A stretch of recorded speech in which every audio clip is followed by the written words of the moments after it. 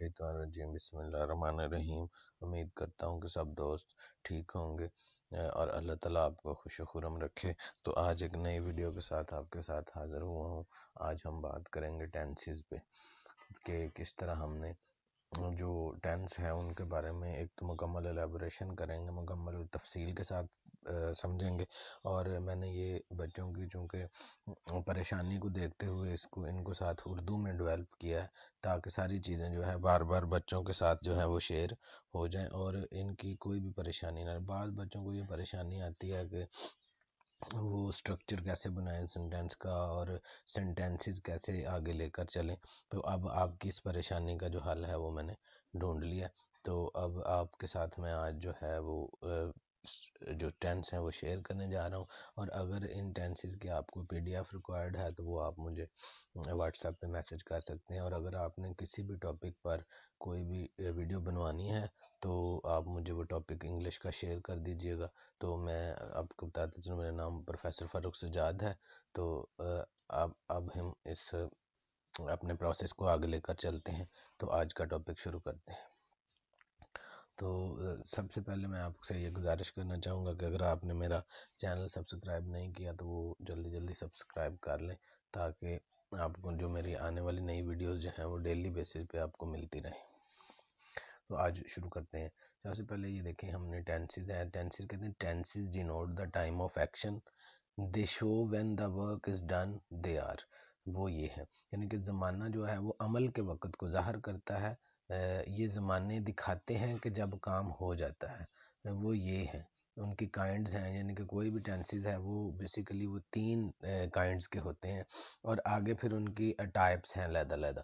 इनके सबसे पहले है प्रेजेंट, इनके फ़ेल हाल, फिर पास्ट और फिर फ्यूचर। इनके जो फ़ेल हाल है वो मौजूदा जो ज़माना उसको कहते हैं पास्ट, जो यानी कि गुजर गया हमारा कल है।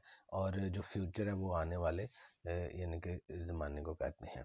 अब हमने इनको फर्दर डिवाइड किया मुख्तलिफ इनकी काइंड्स में। मसलन जो पास्ट है, प्रेजेंट है, उसकी उसमें इंडेफिनेट है, फिर ऐसे ही कंटिन्यूस है, परफेक्ट कंटिन्यूस है, और परफेक्ट है और परफेक्ट कंटिन्यूस है। ऐसे ही हमने इनको डिवाइड किया। तो हम इनको जो कैटेगरी वाइज जो है ना वो इनको हमने साथ साथ जो है वो रीड करना है। सिंपल प्रेजेंट होता है सबसे पहले, जिसको आप इंडेफिनेट कहते हैं। It is use to denote scientific fact, universal truth and work done on daily basis. इसका इस्तेमाल साइंसी हकायक, आफाकी सच्चाइयाँ यानी कि अल्लाह ताला के जो कुदरती सच्चाइयाँ हैं और रोज़ाना की बुनियाद पर किए जाने वाले काम को ज़ाहिर करने के लिए किया जाता है।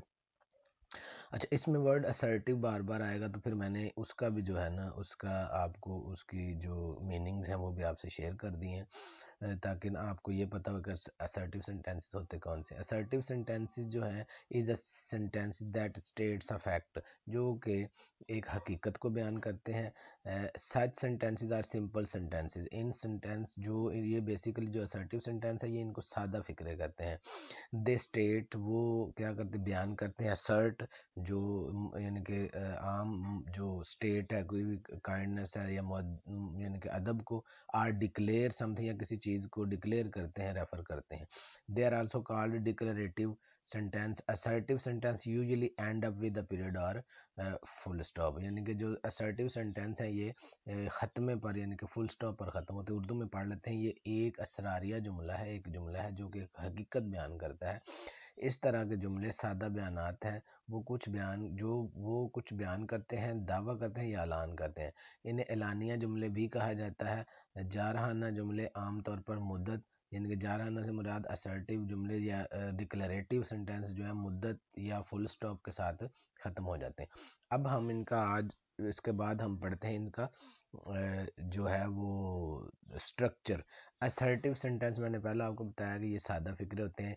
जो असर्टिव सेंटेंस की जो फॉर्मेशन है वो सब्जेक्ट प्लस वर्ब की फर्स्ट फॉर्म प्लस एस या ई एस प्लस ऑब्जेक्ट, यानी कि जब भी आप प्रेजेंट इंडेफिनेट बनाते हैं तो उसमें आप क्या करते हैं, सबसे पहले आप ही ही शी इट, या आई वी दे यू अगर जमा है तो उसके साथ आई वी दे यू आएगा, और अगर वाहद है तो उसके साथ ही शी इट आएगा। और आई जो है वो वाहद है, लेकिन इसके साथ आप एस का एस का इजाफा नहीं करेंगे। सब्जेक्ट प्लस वर्ब की फर्स्ट फॉर्म प्लस एस या एस प्लस ऑब्जेक्ट।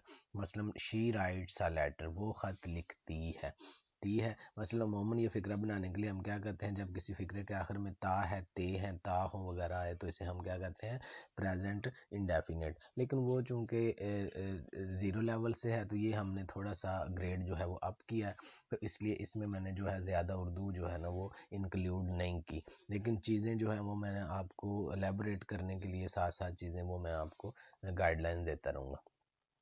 तो सबसे पहले जो है शी राइट्स अ लेटर, अगर इसका नेगेटिव यानी कि माइनस या मनफी बनाने के लिए हम क्या कहते हैं, पहले सब्जेक्ट आता है फिर डज आता है। अगर तो फिक्रा वाहद है तो डज आएगा, अगर फिक्रा जमा है तो उसके साथ डू आ जाएगा। इसको हम यहाँ पे डू भी कर सकते हैं, डू प्लस डज कर देते हैं, ये ले डू या डज आएगा, डू या इसके साथ डज आ जाएगा, और उसके बाद नाट आएगा प्लस वर्ब की फर्स्ट फॉर्म एस या एस प्लस ऑब्जेक्ट।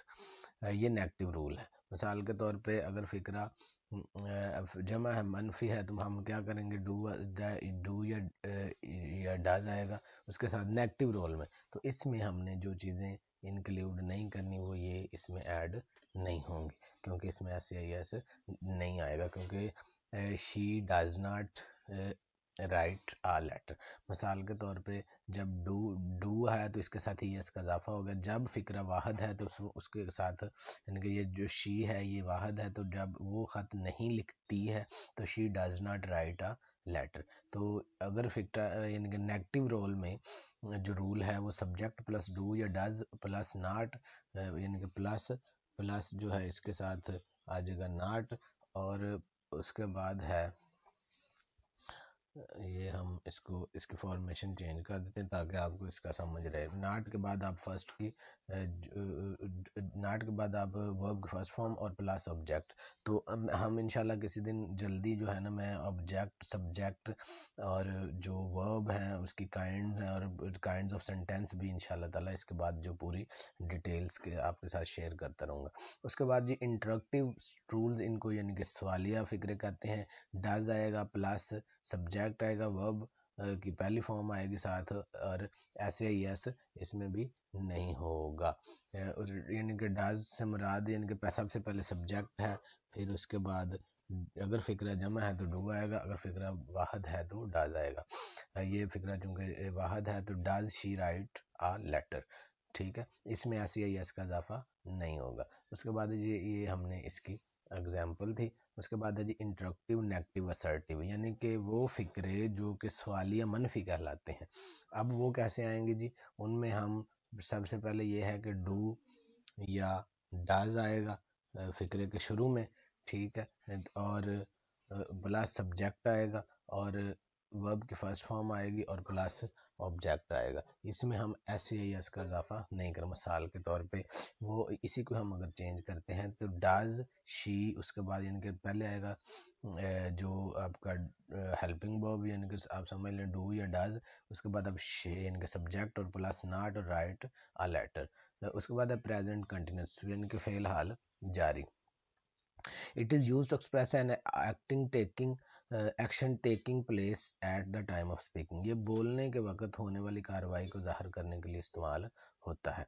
मिसाल के तौर पे असर्टिव रूल इसका क्या है, subject plus is am are plus verb की first form I N G plus object.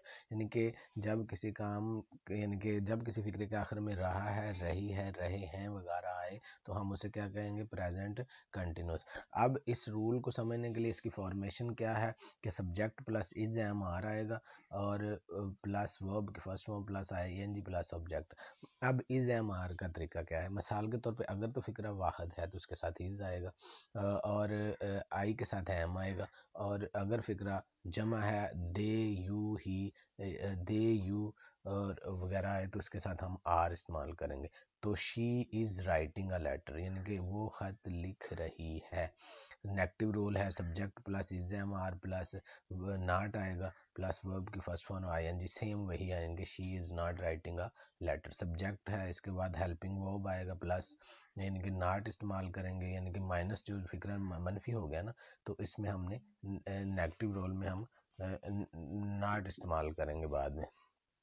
उसके बाद है जी इंट्रोडक्टिव यानी कि सवालिया फ़िक्रा। तो सवालिया फ़िक्रा बनाने के लिए हम क्या करेंगे, इज़ एम आर जो है वो फ़िक्रे के शुरू में ले आएंगे, यानी कि जिसको हम सब्जेक्ट के तौर पे लाएंगे। उसके बाद यानी कि इज़ एम आर जो हेल्पिंग वर्ब है उसको हम एज आ फ़िक्रे के शुरू में ले आएंगे। उसके बाद हम सब्जेक्ट लगाएंगे, फिर वर्ब की फर्स्ट फॉर्म, फिर आई एन जी और प्लस ऑब्जेक्ट।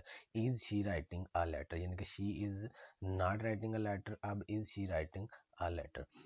और ये मेरा यूट्यूब का लिंक है, आपने जो है ना इस अगर देख लें www.youtube.com/learner academy 6688। उसके बाद जी आप इसी का जो प्रेजेंट कंटिन्यूस है इसका इंट्रोडक्टिव और नेगेटिव रूल जो है वो सवालिया मनफी क्या है जी, इज़ एम आर जो है फिक्रे के शुरू में आ जाएगा प्लस सब्जेक्ट प्लस नॉट और प्लस वर्ब की फर्स्ट फॉर्म और plus I N G plus object, यानी कि is not writing a letter. उसके बाद ये प्रेजेंट परफेक्ट यानी कि फ़ेल हाल मुकम्मल।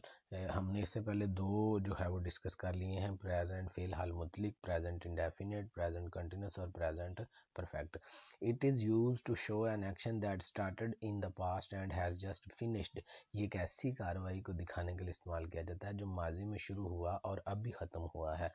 मिसाल के तौर पे मुकम्मल जो हो सकता है, और इसमें हम किसी फिक्रे के आखिर में जब कोई चुका है, चुके हैं, चुका है वगैरह या चुकी है वगैरह आए तो हम इसे कहते हैं प्रेजेंट परफेक्ट।